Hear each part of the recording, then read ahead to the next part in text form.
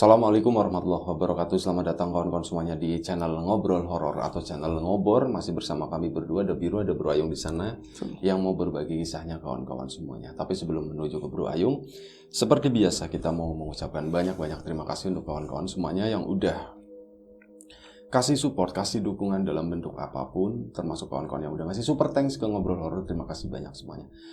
Baik, langsung aja Bro Ayung. Monggo, waktu dan tempat dipersilakan. Baik, terima kasih Mas Biru atas kesempatannya. Seperti biasa, tanya Pak kawan-kawan dulu. Assalamualaikum warahmatullahi wabarakatuh. Waalaikumsalam.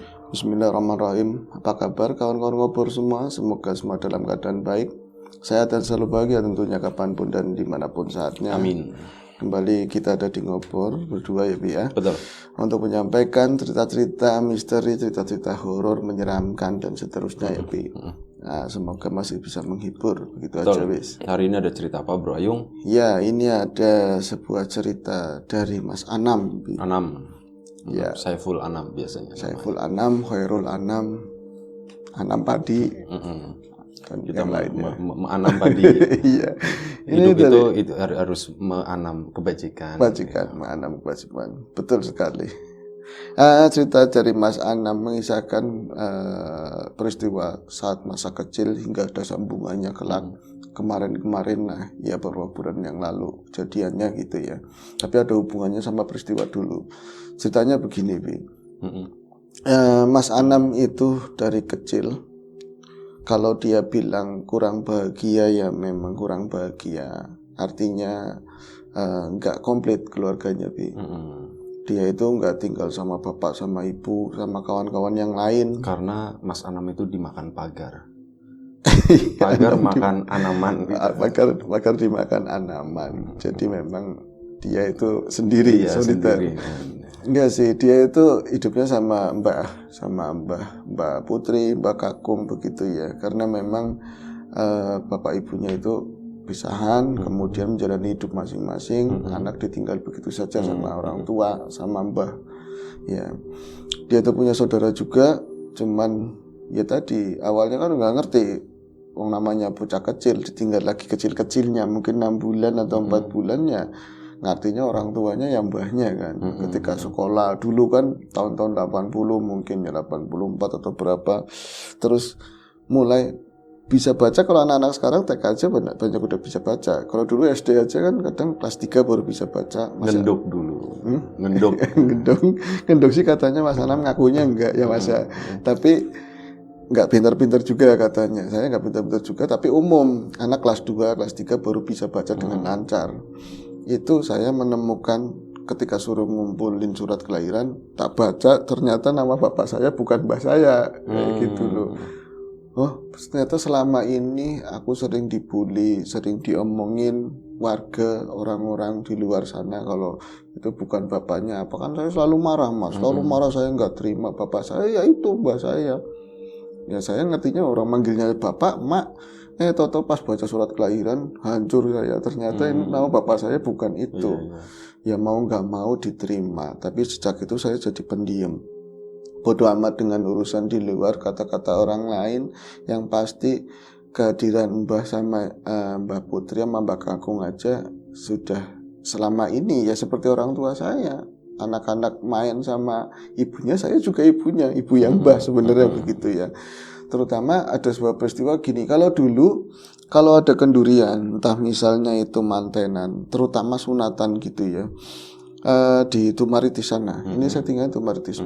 Anam juga orang Tumaritis. Itu sering orang-orang yang berada yang punya alat Tumaritis dulu lah, entah itu juragan padi, entah apa, biasanya kalau cucu atau anaknya itu di hitan, tanggapannya itu enggak lain. Kalau orkes gantung udah wajib ya, sompok atau toa ditoro yang tinggi banget di pohon kelapa, enggak sih, pakai bambu yang tinggi banget disenderin, diketik sedemikiannya. Lagunya juga umum dulu. Kalau Nasidaria ngaji ya harus jam segitu ya. Ada jadwalnya. Ada jadwalnya.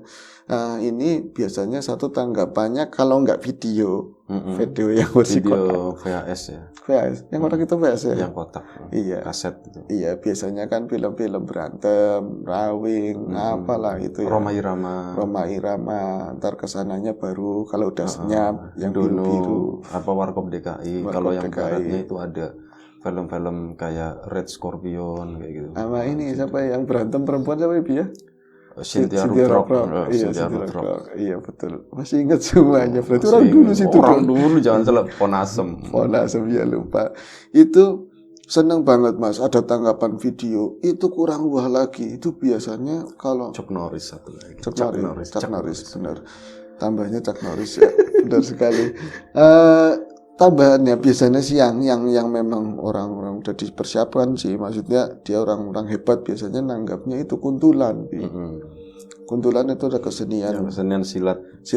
Kita silat dipadukan sama rebana biasanya. Ini kalau daerah sini lawatan terus besaran itu ada dulu. Di sini juga ada kok. Di sini ada.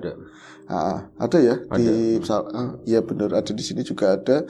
Saya kalau di sana juga sering nonton, cuman takutnya ya biasanya kalau ada kuntulan dibarengin biasanya ada kuda lumpingnya juga, iring-iringannya bareng sama situ. Jadi kuda lumping di bagian belakang, kuntulan di depan. Kuntulan kalau buat saya masih enak dilihat. Ada peragaan silatnya, kadang-kadang itu saya siapa Mas Anam? Enggak, saya sendiri kan nyaksiin di masa itu.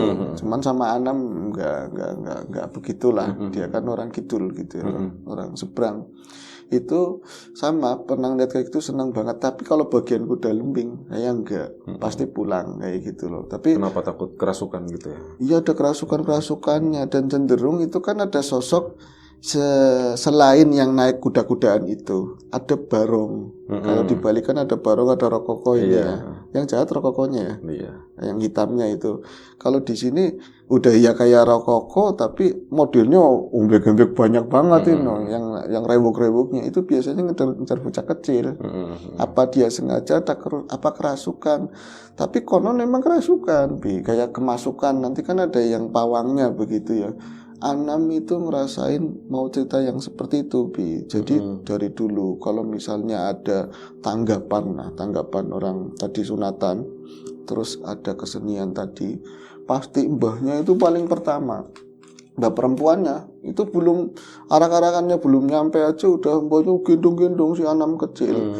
Jadi saya sih kecil-kecil banget sih enggak, kelas SD aja masih penakut sama yang kayak gitu. Sama suaranya doang kuda lumping aja udah takut. Tapi kalau di rumah ya saya ketakutan juga. Di weden-wedeni loh, ditakut-takutin sama Mbak. Aryo Ramelu, nanti ke rumah gimana? Kalau nggak ikut nonton ke rumah kamu malah dimakan. Mau mau ikut. Tapi saya pasti punya syarat. Kalau ikut saya maunya di dalam pagar bambu. Dulu itu kalau pekarangan pinggir jalan itu pasti di pagar bambu. Jarang-jarang gitu ya, bambu-bambu belah. Biasanya seperti itu. Kalau yang lain yang berani terus itu kan kalau misalnya ada tanggapan nggak cuma satu desa, biasanya jadi desa-desa yang dekat juga ikut nonton. Datang ya. Itu meriah banget kan, orang jualan juga banyak. Udah suaranya udah deng ada suara kayak gitu. Itu kuntulan. Pasti. Sudah kata si Anam, saya senang Mas kalau nonton itu. Pencaknya kan bareng rapi kayak orang nari. Pemuda-pemuda nanti ada atraksinya hebat. Saya pengen jadi kayak gitu. Tapi udah belakangnya dung. Aduh barongannya udah mulai. Itu ngomongnya barongan. Ada barongannya pasti bener. Ada yang kesurupan. Udah nggak tahu kenapa itu udah takdirnya saya atau apa. Yang lain nggak diapa-apain. Pasti berhenti di depan mbah saya. Yang itu sosok yang jahatnya, Bi. Jadi yang lain memang ada yang bocah kecil nanti kejer nangis digendongan orang tuanya, nggak apa-apa. Tapi walaupun kita mbah itu kadang-kadang ditemenin yang loyal sama mbah, maksudnya saudara gitu. Ada perempuan itu sama mbah itu di dalam pagar, benar-benar di kebun. Tapi berapa kali pun saya lagi kecil, barongan itu yang paling seremnya untuk nekat cakil itu bisa mangap-mangap begini, pasti berhenti di depan saya.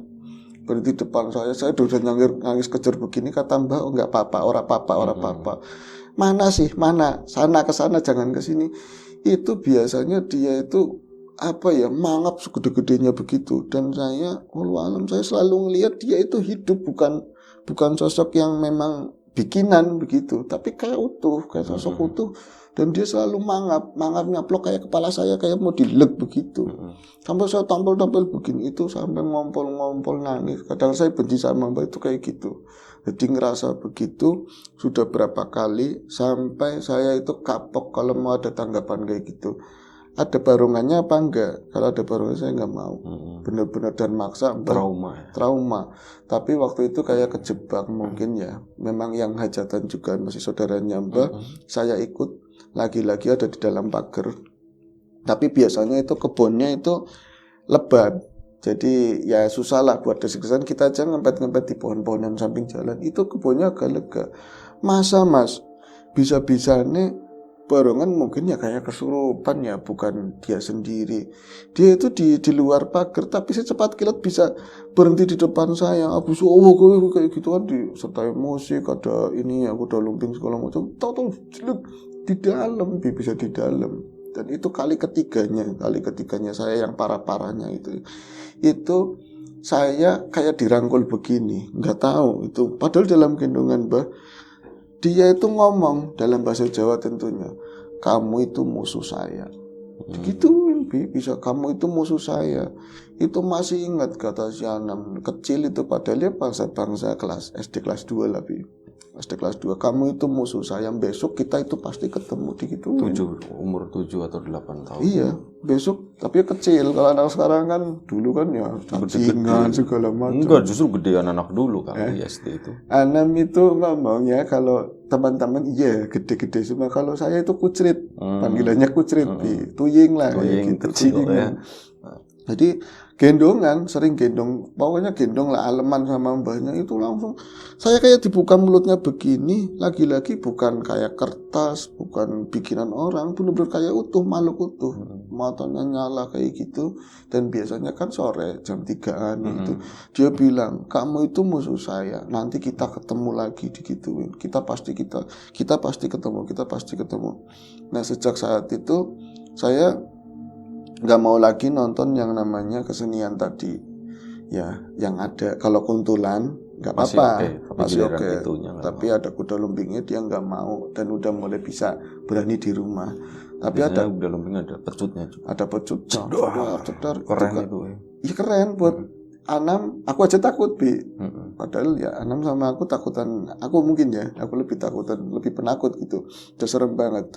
Itu setelah peristiwa terakhir dia ngomong, nanti kita ketemu dengan suara yang berat banget, dan rasanya itu ada di dalam mulutnya dia itu, nanti kita ketemu lagi, kamu itu musuh saya. Semenjak saat itu ada keanehan, setiap tidur saya itu umum mungkin ya, tapi direp-rep terus, nggak pagi nggak malam, pokoknya setiap ngeliat itu pasti direp-rep atau ketindian ya. Kegawa kelu, ketindian itu bisa rasanya diinjak makhluk yang gede banget telapakannya, kadang kayak plafon itu muter gitu, atau kita kegulung-gulung ombak atau apa, tapi ujung-ujungnya ada itu, ada makhluk yang tadi yang mirip kayak borongan, kupingnya lebar, matanya gede plek-plek kayak gitu, kayak mau nelen saya kayak gitu.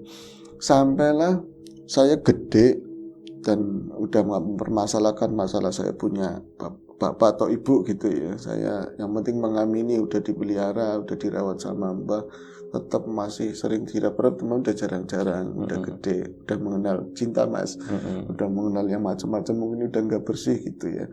Nah, satu ketika perjalanan hidup saya mulai memaafkan apa-apa yang tadi nggak dimiliki sama saya, seperti anak-anak yang lain. Saya mulai dengar kabar-kabar tentang bapak, kabar-kabar tentang ibu.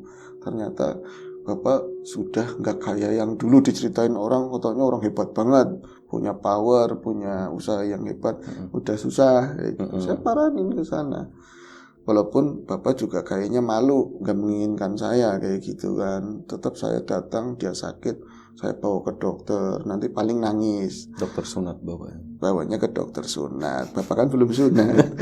Enggak, ya Mas Anam ya. Jadi dibawa ke dokter dipaksa-paksa. Terus nanti kalau lagi sakit begitu, dia nelpon mungkin ke saudara yang lain atau apa. Oh, anakku ini nggak pernah dirawat sama aku, tapi pas lagi aku sakit aku nggak ada mau nyamperin aku, mau ngerawat aku. Udah bahagia saya Mas, taunya pas sembuh kelakuannya kayak gitu lagi. Balik lagi. Nyebelin lagi. Itu akhirnya saya menjauh dari Bapak, kata si Mas Anam. Tahun berikutnya saya nggak tahu ada seseorang yang suruh saya nemuin ibu saya. Akhirnya saya nemuin ibu saya. Tapi sosok yang tak impikan, mungkin ibu saya nggak seperti yang saya bayangkan. Tahu-taunya sama nyebelinnya, sama nyebelinnya, sama kata Mas Anam itu sama brengseknya lah. Kehidupannya benar-benar buat sendiri, nggak mikirin anak. Kayak udah nggak dianggap ada gitu ya? Iya, nggak dianggap ada. Akhirnya mau nggak mau, aku juga nggak sama bapak, nggak sama ibu. Mereka juga hidup sendiri-sendiri sama suami, sama istrinya masing-masing. Suatu ketika lagi tahun berganti, ibu saya memang harus disendirikan karena suaminya nggak ada, udah meninggal. Dia itu kayak lontang-lantung gitu loh, ujungnya sendiri. Nuraninya Mas Anam itu nggak bisa menerima itu. Artinya ibu ya ibu, nggak ada mantan ibu, orang tua. Iya, betul. Ya kan, nggak ada namanya mantan ibu dirayu, ayo ikut sama saya.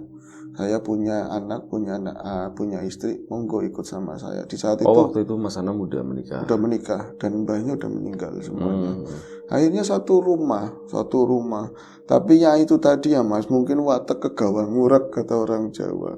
Dengan saya sih nggak pengen kebaikan yang saya anam, yang saya tanam itu nanti kebalikannya begitu ya. Ada kebaikan lagi, teman saya berusaha buat ikhlas, tapi saya berusaha memaafkan istri yang sudah saya ceritakan dulunya seperti apa, ibu saya, mbak saya bisa menerima ibu saya, tapi kebalikannya seolah-olah dia itu malah surga di telapak kakiku, kan apa gitu loh, nggak tahu ya kan, itu kan ada tanda kutip ibu yang seperti apa kan, ya enggak, pokoknya surga di telapak kakiku, asal merintah, masak yo selalu salah. Padahal udah pas, katanya kurang asin, ditambahi garam. Ini istrinya berarti? Iya, istrinya. Mangel banget Mas. Saya ucap-ucape gawe nesu, saya ucap-ucape bikin marah. Kalau saya mau damprat, ya orang tua, saya harus bisa ngerem. Dikasih makan ini semintanya, ada saya kerjaan apa, dia pengen Tukui Wako, masa nggak makan ikan kayak gini, makannya tempe apa, yang lau-lau sederhana. Saya baca-baca nih yang buat anak itu, yang buat jajan, yang buat sekolah, mendingan buat orang tua supaya seneng, nggak apa-apa. Kalau misalnya kita kan namanya laki-laki ya dapat undangan selamatan misalnya, itu yang namanya bagi selamatan itu berkat, nggak pernah langsung ke istri sama anak, pasti orang tua dulu yang sweeping, baru sisanya ke anak-anak. Itu masih kurang cukup Mas.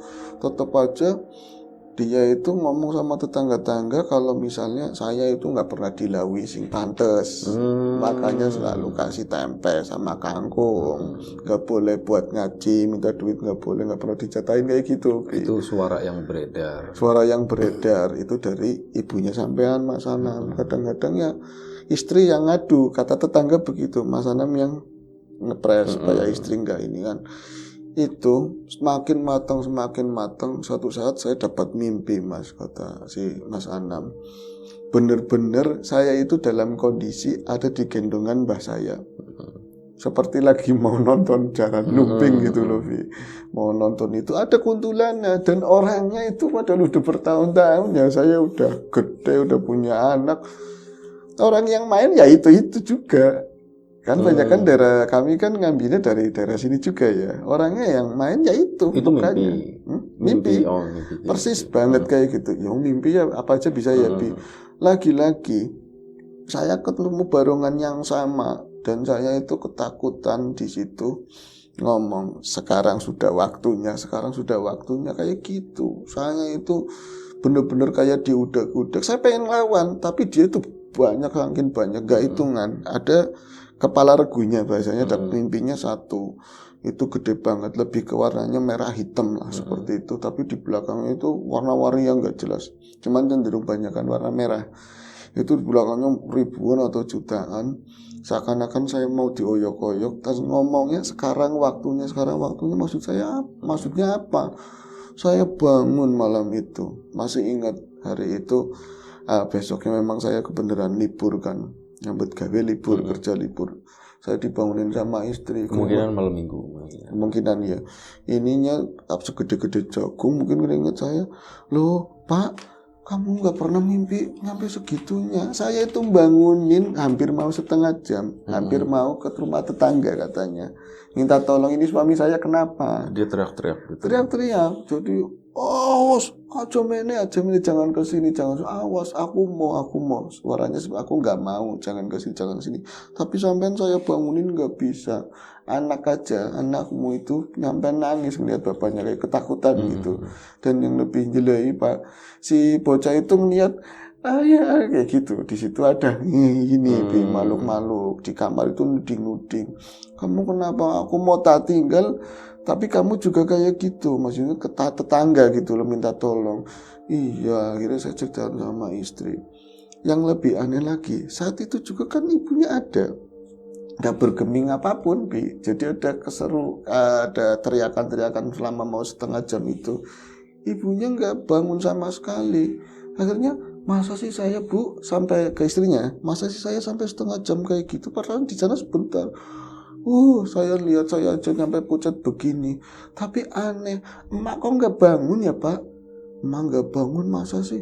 Akhirnya berdua ke kamar emaknya. Dia kan gak dikunci kamar emaknya kan. Diintip begini terus lampunya nggak pernah dimatiin blas. Kalau emaknya Anam nggak suka katanya tidur gelap nggak? Tidur sesek katanya. Ini napasnya ikut ngap kayak gitu. Itu digelapin, tumben-tumben digelapin. Tapi pada saat saya buka begini, padahal pertama istri kan ada penerangan lampu dari bagian luar kamar ya. Turu Pak, tidur katanya. Iya tidur, kok tega ya, kok nggak denger. Masa sih giliran Anam, saya buka begini Mas, baru pelimpingan sedikit begitu, langsung saya tuh kontal ke belakang, nabrak kayak rak piring segala, yang pecah banyak banget. Mas saya nggak bangun sama sekali. Ini kan ngelihat apa? Saya ngelihat barongan, lihat barongan yang itu, yang biasa dia lihat dulu itu. Saya ngelihat sosok itu Mas. Nah maksudnya di dalam kamar kan gelap tapi buat saya terang, sosok itu doang. Sosok itu ada nari di pusernya mama saya kayak gitu, di atasnya bener-bener dia begini dulu. Saiki katanya sekarang itu nuding saya. Di belakangnya itu saya samar-samar, pokoknya bangsanya dia itu banyak banget, entah itu bagian puser atau bagian hati, saya nggak tahu. Tahu-tahu saya itu ada keberanian dari mana, tak hadepi, saya bilang gitu, kata si Anam, tak hadepi, mana metu katanya seperti itu. Masalahnya sini keluar, itu dia justru masuk ke dalam tubuhnya mama saya. Orang nape-nape gitu ya, cuman pura-pura masuk ke dalam tubuhnya mama saya. Mama saya tahu-tahu bangun kayak vampir, bener-bener orang setua itu. Jalan aja susah lah ya. Udah susah lah, udah tua nggak kayak dulu. Pokoknya bisa begini, itu di atas kasur, berdiri di atas kasur. Kasur itu busa dan baru dibeli kredit. Kalau didudukin anak saya aja ambles, bisa rata gitu loh. Berdiri mama saya itu agak gemuk begitu kata si Anam, tapi bisa di atas kasur. Seolah-olah nggak ada beban. Nggak ada beban sama sekali. Dia itu ngadep ke arah tembok ke sana. Saya sama istri itu ngeliat semua. Kalau istri yang tadi barongan nggak ngeliat. Kalau mama kenapa ya Pak dari mama kok kayak gitu, kok bisa ngadep begitu, bisa berdiri. Itu seolah-olah kayak dimusikin Mas, seremnya luar biasa. Pas dia muter ke arah kami, muternya nggak muter begini, kayak ada yang muter begitu. Set itu ke arah saya. Dilalai, bocah itu merojol. Bocahnya itu si Anam merojol kayak dari belakangnya. Anam kan orangnya tinggi, merojol, dia yang pertama teriak. Jadi ngelihat wajahnya Mbak Utinya itu barongan, bukan itu. Itu dia. Jadi Anam itu, saya karena sering dimimpiin barongan, terus saya takut, tak gambarin di tembok, iseng-iseng. Jadi mbok yang ditembok. Istri saya langsung gendong anak saya, kata si Anam keluar. Saya itu langsung ngadepin, Mak, mudun, apa-apaan sih? itu langsung suaranya laki-laki. Dan suara itu persis lagi dulu saya digendong sama Mbak. Itu waktu nek kayak gitu waktu nek. Saya ciut langsung waktu itu kata Anam. Saya ciut, saya langsung bacain ayat-ayat yang saya hafal lah. Yang penting mama saya nggak dirasuki. Saya pikir dirasuki. Mama saya langsung nggak lama jatuh. Untung-untung dia nggak kena palangannya ini. Jatuhnya kasur. Jatuhnya kasur, kempes, ambles begitu. Normal kan? Ya berarti. Normal. Anak apa sih? Ada apa? Nggak ngerti apa-apa. Berarti dari aku tidur sampai kejadian itu memang nggak ngerti sama sekali. Akhirnya singkat cerita aja ya Bi. Aku itu saking stresnya ngadepin ini semua dan kelakuannya mamaku selama ini. Kecuali kayak tadi itu baik, ada apa ya gitu ya. Saya nanya ke yang paham. Akhirnya dikasih gambaran dari kecil, bangsa itu udah tahu kamu itu nanti mau kayak apa. Itu sebenarnya isinya di jeroannya mamanya kamu. Artinya begini loh, maksudnya kayak bangsa-bangsa kodam-kodam lebih yang kelakuannya seseorang di mana dia melakukan hal-hal yang kurang baik, sifatnya apa aja bisa narik yang dari luar untuk senang sama badan ini tinggal loh. Di situ. Tinggal di situ. Dan itu bukan 1-2. Dia udah kayak bikin kerajaan di hatinya mamanya kamu gitu. Makanya dia untuk susah pengen jadi kayak ibu-ibu yang lain, kamu perjuangannya luar biasa berat. Harus nundukin itu dulu, baru setelah ini selesai wataknya katanya kayak gitu. Ya alhamdulillah sih Mas. Oh saya ngerti nih. Sampean sering ngobrol-ngobrolnya Mas siapa? Oh iya tapi Ustadz itu kimos Mas katanya Ustadz itu kimos. Kalau lihat Anam ya ngobrol-ngobrol sama maaf banget ada Ustadz tadi sana yang katanya wah gitu ya sering pengajiannya luar biasa kayak gitu terus katanya kimos. Itu cuman ini nggak lagi-lagi dikit-dikit beli apa tahu-taunya ya masih cuma mas saya kayak gitu. Tapi ada seseorang yang ngasih petunjuk akhirnya mipil pelan-pelan lah saya bisa dari bantuannya beliau satu-satu pelan-pelan itu dikeluarin dari tubuhnya mama gitu. Ya minta doanya Mas, sama kalau bisa dibawain ke ngobor biar teman-teman ikut doain. Kita doain supaya semua yang di tubuh mama saya yang mendiami kerajaan itu bisa hancur, bisa jadi mama saya seutuhnya katanya begitu. Kalau masalah watak mah yang penting jangan yang dari luar wis kayak gitu. Itu aja sih ceritanya. Oke. Gue kenal sama Anam enggak ya? Mungkin enggak ya. Oke. Baik. Terima kasih Bro Ayung. Terima kasih Mas Anam. Ini nama asli bukan? Asli. Nama asli ya. Yeah. Oke. Mas Anam terima kasih udah berbagi kisahnya ke kami semua. Terima kasih banyak. Ya kita doakan pastinya kawan-kawan di rumah juga. Kita doakan Mas Anam semoga ibunya sesuai dengan apa yang diharapkan gitu ya. Semoga cepat sembuh. Amin. Baik, terima kasih. Kita mohon maaf misalnya ada sesuatu yang gak berkenan di mata, di hati, telinga, kawan-kawan semuanya mohon dimaafkan. Kita ambil sesuatu yang positif dari kisah ini. Kalau ada sesuatu yang negatif kita buang jauh-jauh.